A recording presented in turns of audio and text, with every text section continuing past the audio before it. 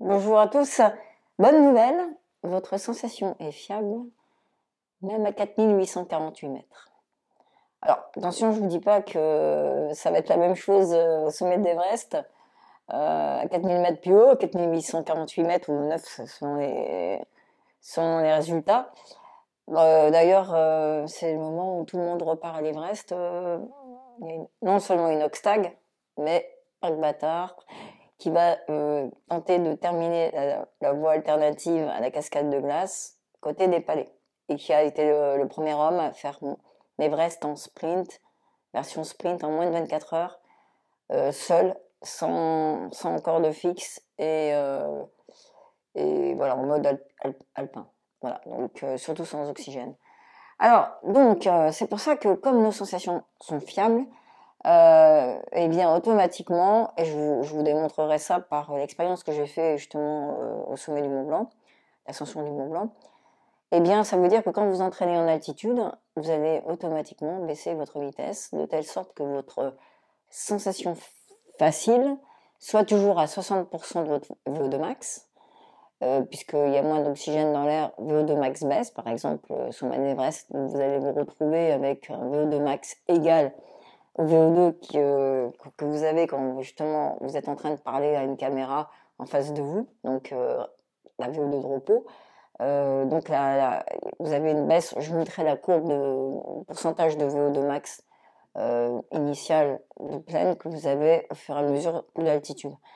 Et bien donc le corps s'arrange pour rester à sensation facile toujours à 60% du VO2 max de l'altitude considérée,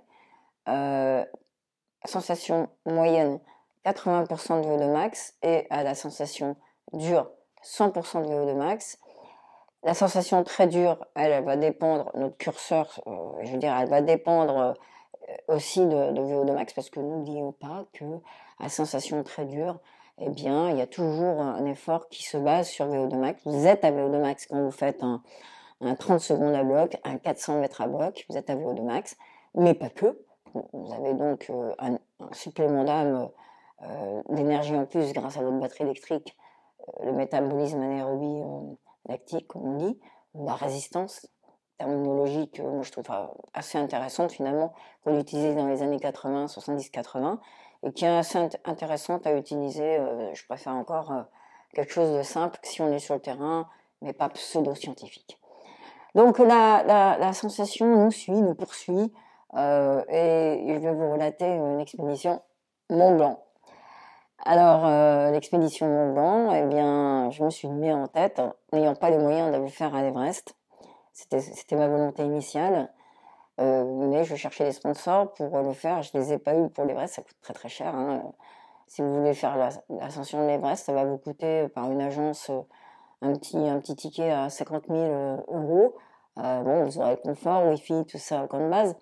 Mais bon, là, il s'agissait d'une expédition scientifique, donc il fallait un budget de 100 000 euros facile. Alors donc je me suis rabattue sur le Mont Blanc, hein, notre Mont Blanc national qui est au sommet d'Europe. Et finalement, voilà ce que j'en ai tiré. Donc le maire de Saint-Gervais avait une problématique, déjà à l'époque, c'était il y a 10-15 ans, je sais plus, je fais pas attention aux années.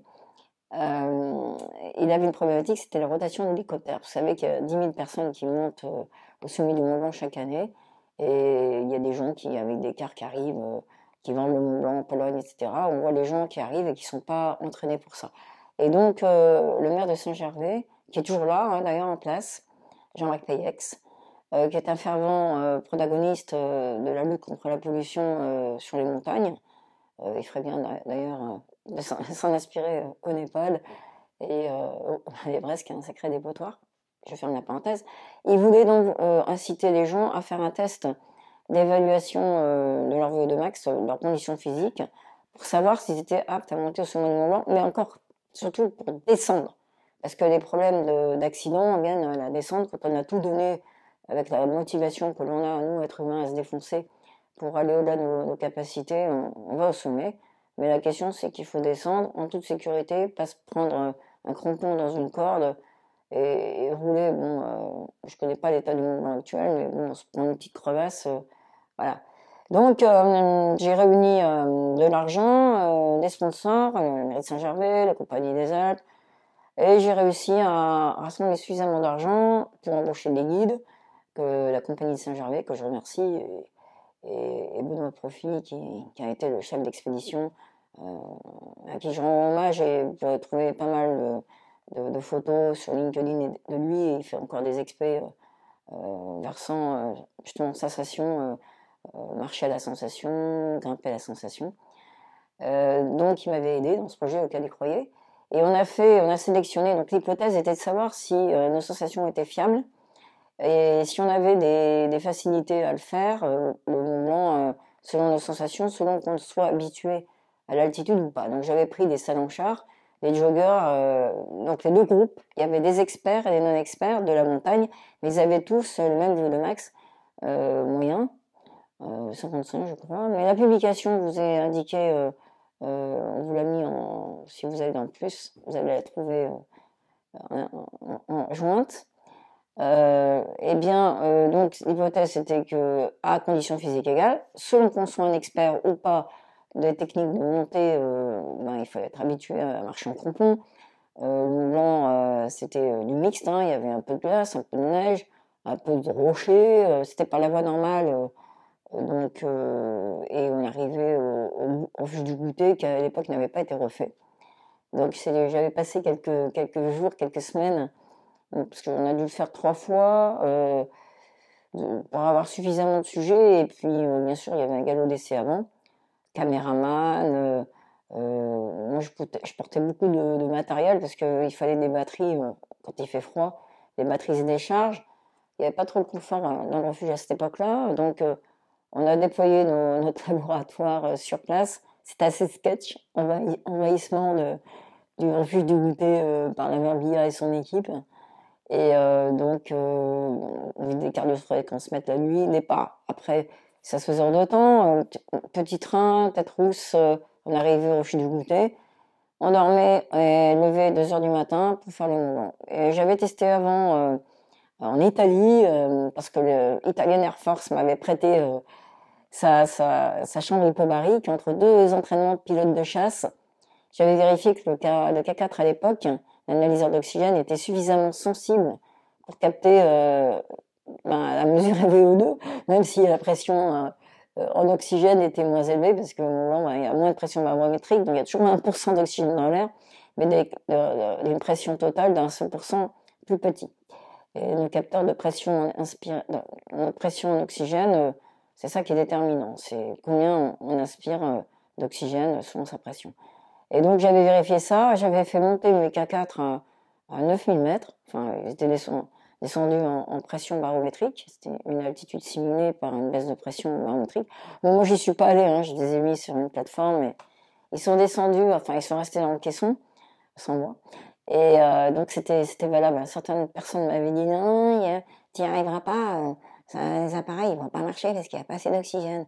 Voilà. Bon, j'ai eu pas mal de bâtons dans les roues, je vous le passe. Pourquoi je suis en Italie, je vous le passe. En France, on m'a pas prêté la chambre hypobarique. Bon, ouais. Voilà, bah, je suis un peu cash là, je vais dire merci aux Français, hein. L'État français, il m'avait pas ouvert. J'espère que ça a changé depuis, ils sont plus open aux civils. Et puis non, mais je crois que je dérangeais un petit peu. Pareil, mon sponsoring du CAF, moi, je l'ai perdu dernier moment, donc ben, tous les frais de refuge, je me laissais coller, dépassement de budget, c'est moi qui ai payé, voilà. Voilà, quand la passion nous tient quoi. Puis bon, je regrette rien. C'était vraiment intéressant et voilà. D'ailleurs, quand je suis redescendu, je passais directement à TV8 Mont Blanc pour retrouver la vidéo. On vous mettra le lien. Où, bon, je suis plus jeune, hein, où là, on voit bien naze. Bien naze. Et d'ailleurs, ça m'a valu quelques mois d'hôpital parce que j'ai chopé une cochonnerie au poumon. Attention à vos défenses immunitaires quand vous êtes épuisés, hein, les gars, les filles. N'allez pas trop loin dans l'effort parce que avec la volonté, je pense aux gens qui font des ultra trails dans des conditions difficiles, genre pôle Nord, altitude, etc. Quand on pousse, parce que je suis quand même montée, j'avais des sacs très très lourds parce que les guides ils peuvent pas dépasser un certain poids, c'est syndical et je trouve ça tout à fait normal. Donc malgré mon petit gabarit, je m'étais tapé un sac à dos de monstre. Donc voilà, aller au bout de soi-même, penser à tous ces problèmes d'attendance surtout. C'est surtout ça qui me mine, en fait, au-delà de la physiologie. Après, écrire la publication, finalement, c'est rien, quoi. Voilà. Donc, ouais, c'est une belle aventure. Moi, j'encourage tous les physiologistes en herbe, stapsiens et autres, de vivre ça. Et puis, ben, ma foi, ah oui, le résultat, ben, c'est que l'être humain, qu'il soit un expert, non expert, il va toujours se caler à 75% de VO2 max pour monter au sommet du Mont Blanc. Et donc, la seule différence entre des gens, les experts, c'est quand même des gens qui avaient fait l'Everest. Eh bien, c'est qu'ils avaient un coût énergétique ascensionnel au mètre vertical qui coûtait 2 fois moins cher. C'est ce que vous verrez dans la publication. Mais donc, ça veut dire que pour le même rendu de VO2, ils allaient un peu plus vite, mais ils étaient plus économes dans leur effort. Mais de toute façon, ils montaient toujours à 75% de VO2 max, voilà. Et le résultat aussi, c'est que pour monter au Mont Blanc de façon confortable et surtout redescendre, c'est ça le plus important, rester bien, quoi, et sans avoir besoin d'hélicoptère. Donc Jean-Marc payait que c'était satisfait de l'algo. J'ai fait un petit algorithme où les gens pouvaient se tester. On l'avait même mis à Grenoble, à la Maison de la Montagne. Je pense pas qu'il soit encore disponible, mais s'il y en a qui le veulent, je pourrais le retrouver ou en refaire un. Eh bien, il faut au moins avoir un VO2 max de 52 millilitres minute kilo. Voilà. Plus, c'est recommandé. Question de sécurité, hein, ce sera une marge de sécurité. Maintenant, on peut vous prédire si Noxtag va monter. C'était gros souci de mes étudiants. J'ai même fait un cours de physiologie là-dessus. Là, j'avais grand silence en amphithéâtre en L1. Madame, est-ce que... Oui, ben, alors, j'avais pas sa VMA, alors, on a estimé sa VMA à 16,5, un VO2 max à 52. Voilà, il faut quand même des bouteilles d'oxygène, il fait côté tibétain, il y a quand même une longue arête nord, bien exposé au vent, même si techniquement c'est moins dur que côté népalais avec la cascade de glace que justement Marc Bâtard veut éviter. J'aurai une nouvelle voie alternative. Voilà. Et lui, il veut retourner les restes l'année prochaine à 71 ans, sans oxygène.